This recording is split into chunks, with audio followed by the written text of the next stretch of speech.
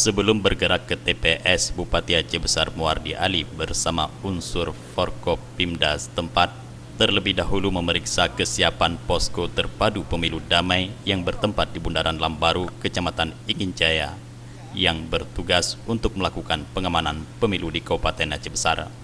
Dalam tinjauan TPS, Bupati Muardi Ali dan rombongan mengawali dari Kampung Siron, Kecamatan Ingin Jaya, dilanjutkan di Kampung Cot Gendret, Kecamatan Belang Bintang, Kampung Lampaseh Luk, Kecamatan Montasik, serta berakhir di TPS Sibreh Kemude, Kecamatan Sukamakmur. Semua TPS berada dalam lingkungan menasah kampung setempat dan rombongan disambut muspika setempat. Bupati Aceh Besar Insinyur Muardi Ali menegaskan bahwa kesiapan pemilu di beberapa titik peninjauan sudah siap, baik itu logistik, pihak penyelenggara pemilu, dan juga keamanan.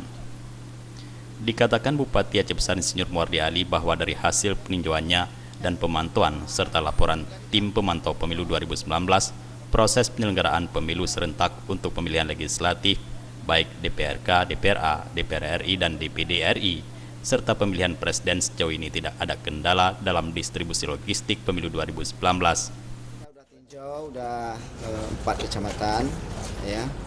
Kita lihat bahwa memang aman, insya Allah.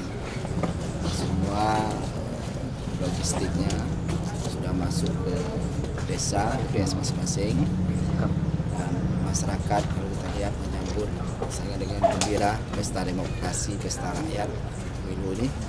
Ya, mudah-mudahan kita berdoa lah supaya ini bisa berjalan besok dengan baik, dengan damai, tidak ada kejadian kerusuhan. Jufrizal dan Faisal, Aceh TV.